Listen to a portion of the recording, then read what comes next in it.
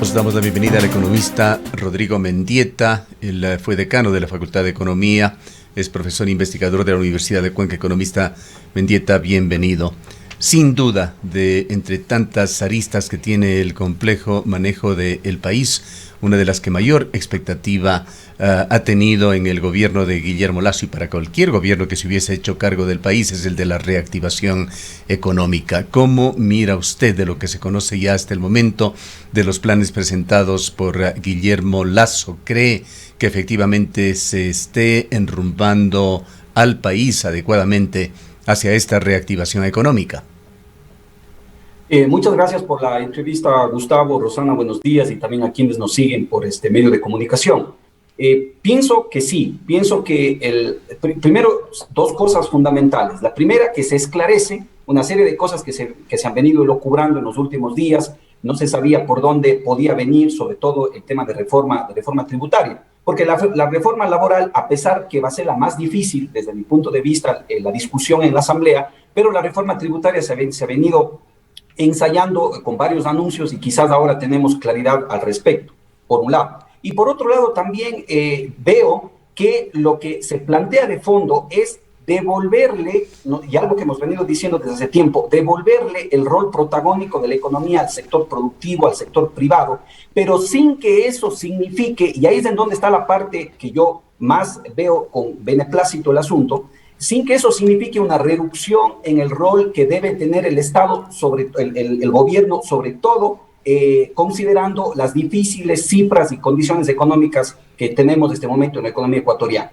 Entonces, pienso que en términos generales, digamos, al margen de posiciones ideológicas, de enunciados que inclusive cuando uno los lee con detenimiento en el plan de oportunidades, en el Plan Nacional de Desarrollo, uno observa que se anuncia achicamiento del Estado, economía del libre mercado, etcétera, pero en la praxis lo que estamos viendo es que y los anuncios del presidente ayer lo que está diciendo es, ok, vamos adelante, el sector privado tiene que incentivarse, pero con un empujón que tiene que mantenerse del sector público. Por esa razón se ven las metas en ese plan, estimado Gustavo, en donde el gasto público prácticamente no va a bajar en estos 4 años, no más allá de 1,5 puntos porcentual, y también el endeudamiento, porque debe estar claro para el presidente, eso es lo que se puede ver, que obviamente no se puede mover la economía sin el aparato público y el gasto público, digamos, jugando su papel. Economista Mendieta, muy buenos días. Quizás una de las principales preocupaciones que circulaba previo a las declaraciones y el anuncio del presidente la noche de ayer tenía que ver con el incremento de los impuestos y cuánto esto afectaría sobre todo a la clase media.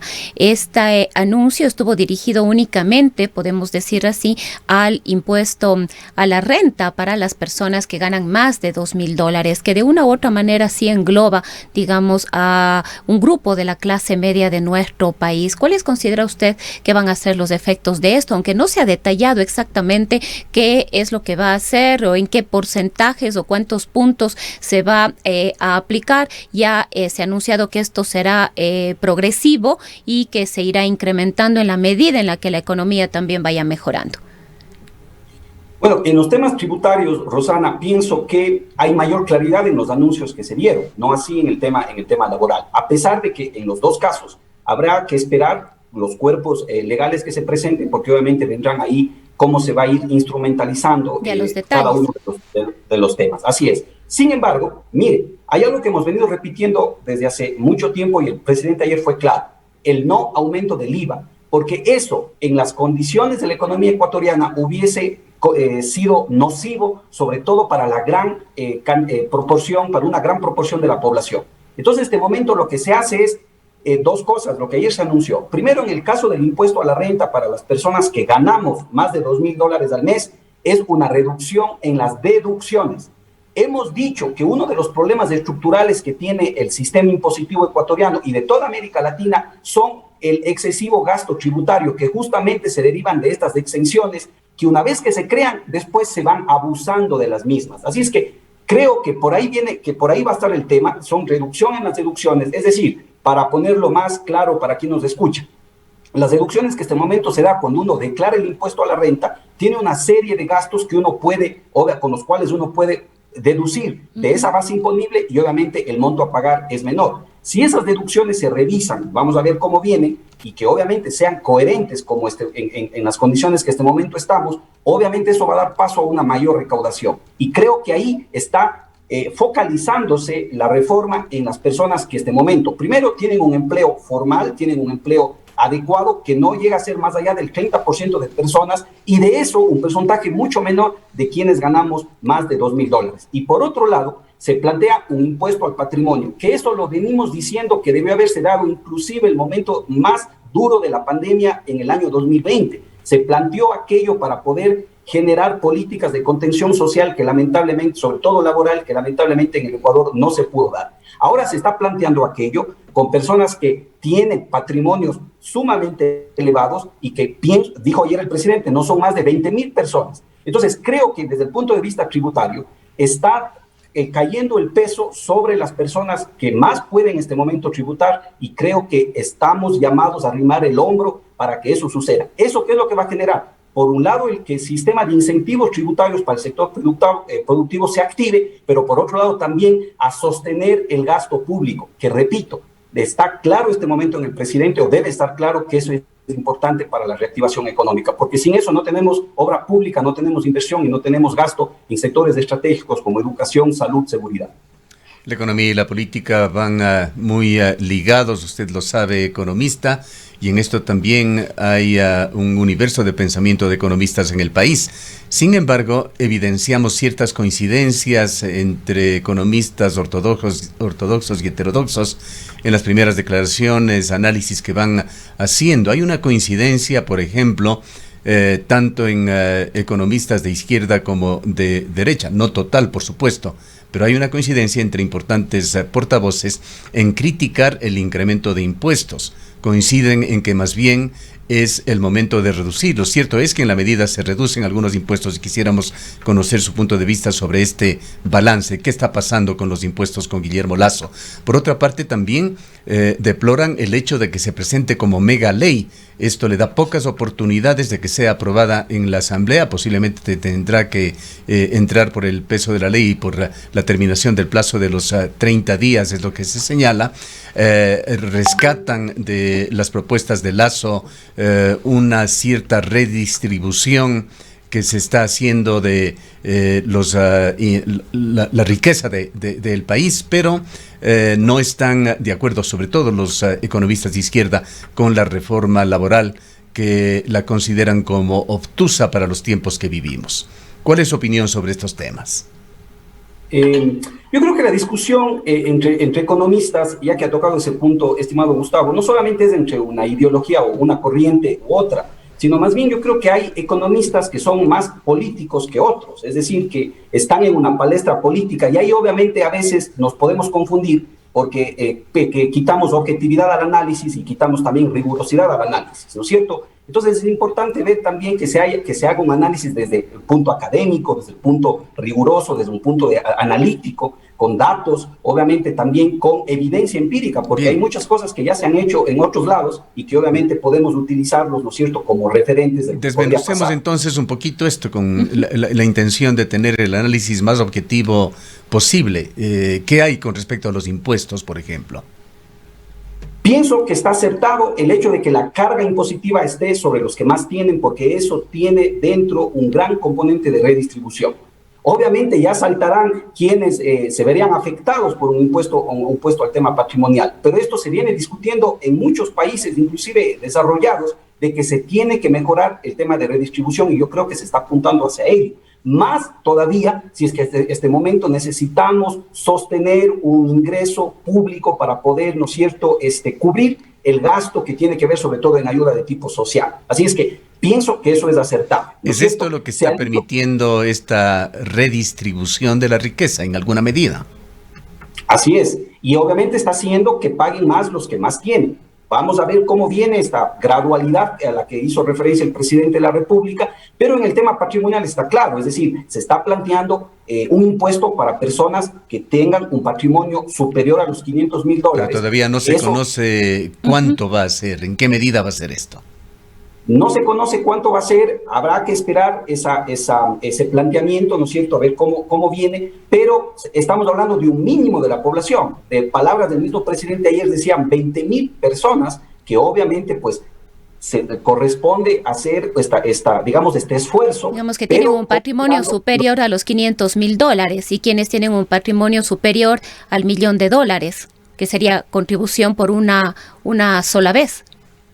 Así es, en una sola vez y se anunciaba para 2 años, ¿no es cierto? Y en el caso de las empresas se condicionaba además a que haya un patrimonio de 1,000,000, como dice usted, pero a que hayan tenido un resultado de ventas importante comparado con el año 2019. Entonces, pienso que desde el punto de vista, digamos, pues, de cómo está la economía ecuatoriana, la desigualdad, el recrudecimiento de la pobreza, la tasa de pobreza extrema, cómo ha subido, esta política es una política acertada, es decir, va a recaudar de dinero, todavía tampoco sabemos cuánto, se anunciaba del presidente alrededor de $700 millones, parece que puede ser más, pero eso es importante, obviamente, para generación de recursos en el caso del Ecuador. En lo que tiene que ver con el tema laboral, ahí existen, decía yo al principio, más dudas porque no se conoce el cuerpo legal, pero sin duda que ese 70% de personas que no tienen un trabajo adecuado necesitan una normativa diferente, que en la cual tienda a generar alternativas para la contratación y para el empleo, el emprendimiento, el trabajo, digamos, que no sea las 8 horas diarias, ¿no es cierto?, sino que se flexibilice las 40 horas semanales en diferentes horarios, porque eso puede beneficiar a diferentes sectores. Pero claro, también quedan dudas. Por ejemplo, el tema de jubilación patronal que se ha venido discutiendo y ayer el presidente hizo algunas precisiones, pero que no quedaron muy claras. Sí, entonces, lo que dijo el presidente, este es un punto que quería tocar el economista, de que no se tocarán las jubilaciones. Eso dijo ayer Guillermo Lasso. Había ya portavoces del sector laboral que se habían referido a esto y era evidente que se iban a presentar resistencias sobre este tema, sobre todo sobre la jubilación patronal. También dijo que no se tocará el tema de las utilidades, era otro anuncio previo, una especie de globos de ensayo que había lanzado el gobierno anteriormente. Tampoco se sabe, sin embargo, qué es lo que va a estar efectivamente en esta propuesta de ley. Lasso dijo que solo se están proponiendo cambios en algunas condiciones para los trabajadores por su costo, que lamentablemente terminan afectando la posibilidad de contrataciones. Pero lo que preocupa de esta última frase, de este último aspecto del presidente de la República, es que podrían estarse generando condiciones de trabajo sin garantías de estabilidad. Este último desde el punto de vista de dirigentes laborales. Y además, quizás, Rodrigo, esto tiene mucho que ver con las preocupaciones, sobre todo del sector laboral, de que estas medidas de flexibilización terminarían precarizando las condiciones del trabajador, que de ninguna manera va a estar en algún momento en capacidad de discutir o de debatir en el mismo nivel con su empleador.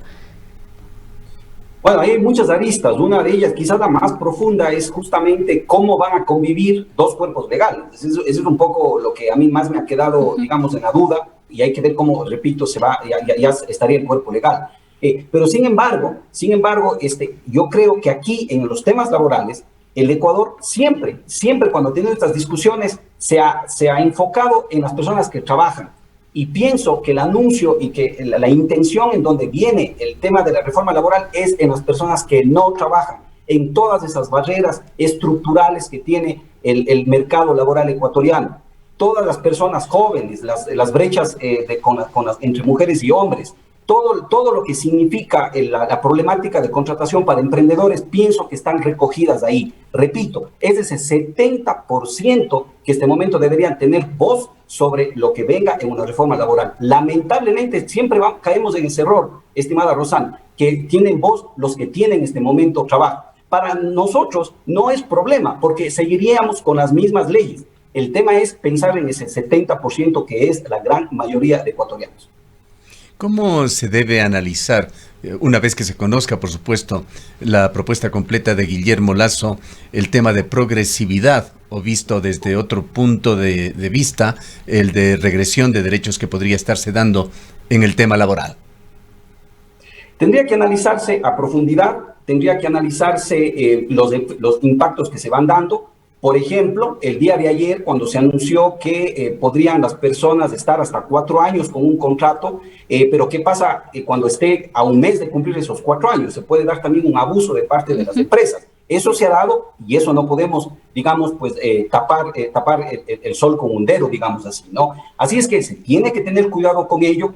Se tienen que ver esos elementos que no permitan, o que más bien limiten, ¿no es cierto?, en su mínima expresión, la posibilidad de abuso de parte de las empresas. Esto también se da, pero eso se tiene que, este momento, pues se puede corregir en un cuerpo legal. Pero, insisto, este momento, lo primordial es ver a ese 70% que no trabaja. Lo primordial, sobre todo en nuestras provincias de Azuay, Cañar, estimado Gustavo y Rosana, que estamos siendo golpeados por lo que se denominará ya la tercera ola migratoria, que genera esos profundos traumas de índole social, psicológico, etcétera, y obviamente pues eso debería primar el momento en que se piense, ¿no es cierto?, en una reforma laboral. Por otra parte, hemos visto algunos entusiastas comentarios en las redes sociales de el sector de los emprendedores, de los sectores productivos, comerciales del país. ¿Se están generando condiciones para que los negocios, las actividades empresariales se desempeñen mejor? Se anunciaron incentivos, hay temas interesantes, ¿no es cierto?, que pasan desde incentivos muy puntuales, como es, por ejemplo, reducciones del IVA para ciertas, digamos, compras de ciertos productos, y asimismo, ¿no es cierto?, por ejemplo, el tema de la eliminación del RICE y del sistema microempresarial, que lo que hacía, ¿no es cierto?, es el adelanto del 2% del impuesto a la renta, que muchas veces hemos dicho que eso estaba estrangulando a un gran sector, sobre todo de pequeñas y medianas empresas. Yo creo que eso es interesante. A eso se le suma un paquete de incentivos que va a depender mucho de las gestiones locales, como es el tema de zonas francas, Gustavo. Yo creo que en el tema de zonas francas hay mucho que discutir todavía y obviamente pues ojalá tengamos el espacio suficiente, pero eso le da la herramienta a los gobiernos seccionales, autónomos, ¿no es cierto?, para que puedan emprender en incentivos de desarrollo local. Sin embargo, yo noté ayer un gran ausente como incentivo al emprendimiento y es el tema de las tasas de interés. Claro está, y debemos ser en eso también, digamos, objetivos, de que eso no se puede poner en un cuerpo legal. Sin embargo, el gobierno no debe descansar conjuntamente con la banca privada, con el sistema cooperativo, con la banca internacional, obviamente pues seguir haciendo esfuerzos para que el costo del dinero, el costo del financiamiento, que en nuestro país es muy alto, definitivamente se reduzca, porque ese es quizás uno de los pilares fundamentales de la falta de competitividad de los emprendimientos en el Ecuador. Economista Mendieta, hay, esta es una opinión quizá personal, un aspecto muy oscuro, casi diría tenebroso en la propuesta de Guillermo Lasso que tiene que ver con el medio ambiente. Y para esto quisiera citar lo que dijo el presidente de Naciones Unidas cuando se iniciaban estas sesiones anuales que se están dando. Señaló que el mundo se encuentra al borde del abismo y que lamentablemente va caminando en esa dirección. Y uno de los puntos en los cuales hizo énfasis es en la contaminación ambiental, en el deterioro del medio ambiente, instando a los líderes del mundo para que se mejoren todo tipo de prácticas, para que se deje de incrementar el calentamiento global, la contaminación de los mares, etcétera, etcétera. Y en este sentido, la línea de Guillermo Lasso es pro-extractivista, 100%. Habló de un incremento de las exportaciones mineras del orden de $921 millones a $4.040 millones. Ya hemos visto en estos días, en estos últimos 15 días, las intenciones que se tienen, por ejemplo, en el caso de la provincia de Azuay, con las certezas que se van dando de parte del gobierno sobre la explotación de Quimsacocha, poniendo realmente en riesgo. Esto no es una posición política, es real, analizada por científicos de aquí, de la Universidad de Cuenca, por su compañero como Felipe Cisneros, quien ha hablado de los riesgos enormes que se ciernen sobre el acuífero de Tarqui, por ejemplo. Y por otra parte, también pretende el gobierno duplicar a 1 millón de barriles la producción petrolera, lo que significa, en buen romance, empezar a explotar todo el sur ecuatoriano, que hasta el momento, del oriente ecuatoriano, que hasta el momento se ha visto libre de la producción petrolera. Quisiéramos su análisis sobre este tema.